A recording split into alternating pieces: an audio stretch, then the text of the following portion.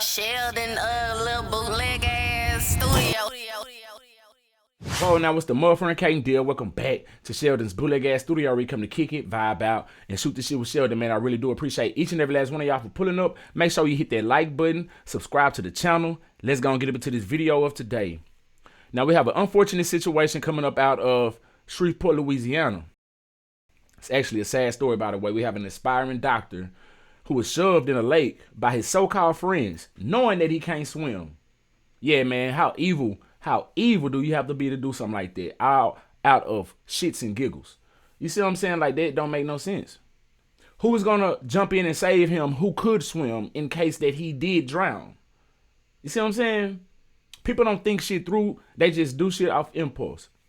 But anyway, shout out to one of my subscribers, SheldonVybez, for sending me this story. Let's not waste no time. Let's go ahead and see what's going down right now. If you ain't fucking with my nigga Sheldon, nigga, fuck you.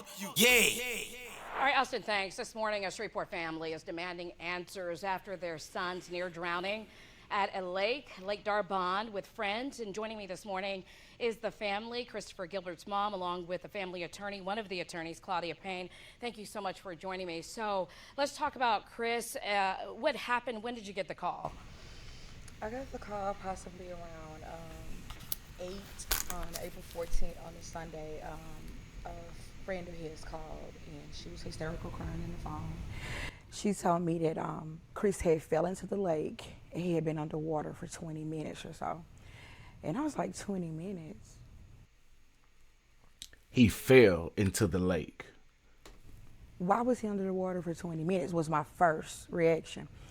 And she was just like, oh my gosh, she just kept crying hysterically. And I was like, where is he? He's being airlifted to Shreveport.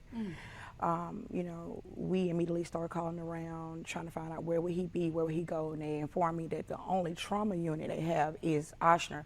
So we got to Ochsner. They didn't have a call coming in saying that, you know, a plane was about to land. But eventually, about 20 or 30 minutes or so, they got the call saying that he was on the way. He was 10 minutes out. It's like they got the call like right before they landed. And initially, when my son got there, the doctor called us in and told me that at that time that he was brain dead pretty much, and the rest of his organs were starting to fail, and that we had 72 hours on the ECMO machine. ECMO is like sort of like dialysis for the lungs, and they had to put him on a ventilator. Wow.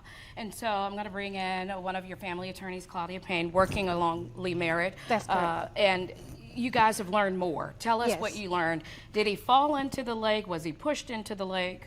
So initially, as the mother reported, we initially thought that he fell in the lake. That was... This is mother? I missed it.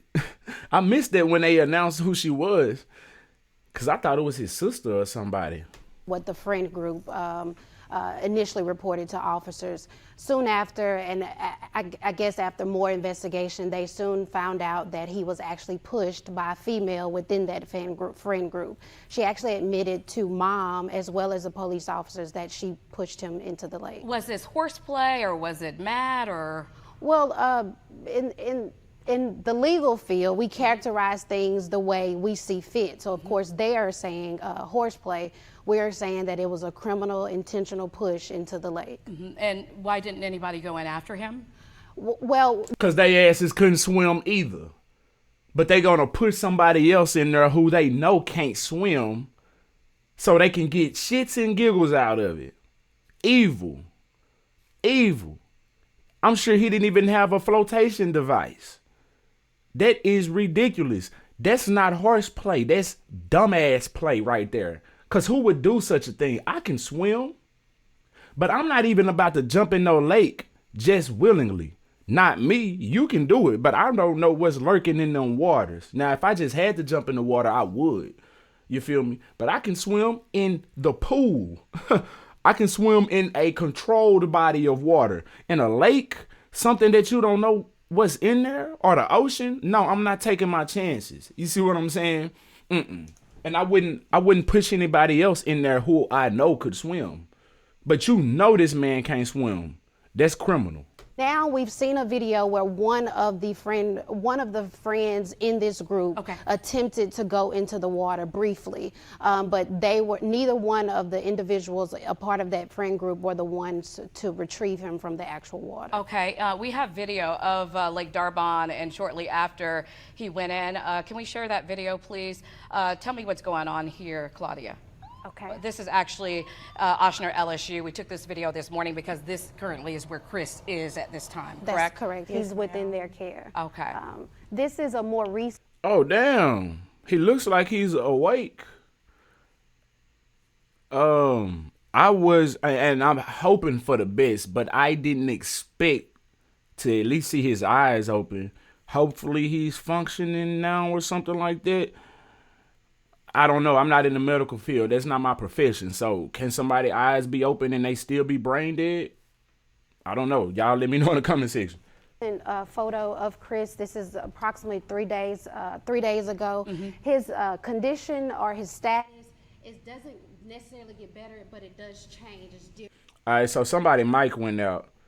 Hey, if y'all didn't know, I was a director at a news station. I was working behind the scenes, so I didn't know how this shit work. Somebody's mic went out, and they're either still catching their audio from somebody that's close to them, or they have a studio mic in there as well.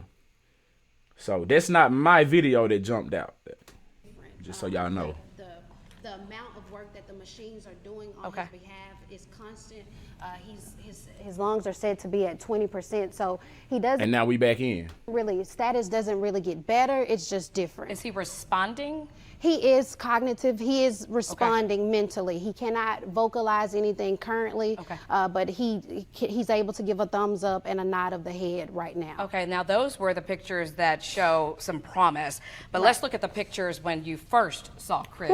Cause yeah, man, I feel a little better about this story, seeing him awake, and she's saying he's responsive. Because when I saw this and read that he was brain dead, I was like, man, this is over with. They finna catch a charge. They're finna catch a murder charge. You see what I'm saying? But maybe now they'll just catch probably attempted, I don't know, or some type of aggravated assault, possibly at the very least. You know what I'm saying? I wouldn't want to put the M word on them, because if it was horseplay, that's one thing, but you know, and if it was intentional, that's another. But this type of behavior needs to be reprimanded because it was goofy and stupid as hell. At Oshner LSU, Yolanda, these are the after pictures. What was going through your mind when you first saw him? Because he was just lying there with a bunch of tubes. When I first saw him, I was devastated. Like, I felt as though my life had ended in that moment. Like, my son is aspiring to be a medical doctor. My son is, going to be a medical doctor. He has a master's degree? He got his master's last year in biological science. And he's preparing for medical school. So for this to happen to him, and just, my son is like so sweet, this most selfless being you'll ever meet. And for that to happen to him, like, I was just devastated. What is it that you are fighting for now? I want the young lady who pushed my son, who admitted to me in the family waiting area that night at the hospital, because their friend group came to the hospital, still telling me the same fabricated story that he fell. I learned at that moment in the ER, the sheriff called me and he told me, "Are you familiar with what happened?" "Yeah, he was at the lake and he fell." And he was like, "No, one of the young ladies pushed him." And I'm like, "Who pushed him?" And I started looking around the room. "Which one of y'all pushed him?" Damn. So how did the sheriff know? Who confessed to the sheriff? Did the person come clean to the sheriff and not clean to the mother? Or did somebody rat out, rightfully so, the person who pushed them in there? You see what I'm saying? Like, how did he know? Maybe she gonna give it to us. The young lady, like, I did. And I was like, "Why would you push my son in the lake knowing he couldn't swim?" She said, "Well, ma'am, I didn't know that man couldn't swim." And I was like, "Who is that man? This is supposed to be amongst groups of friends, right? Who is that man?" "Chris. Everybody knows he can't swim." He jokes about him not being able to swim. Even when we went to the restaurant, the owner of the restaurant even stated, everybody knows Chris can't swim. He's been coming here for 2 years. He always joking about it. I got to have on a life jacket, you know, because they say he would come there and go canoeing sometime, and he will always have on a life jacket. So everybody knows if you... I have worn a life jacket and when I went canoeing, and I can swim.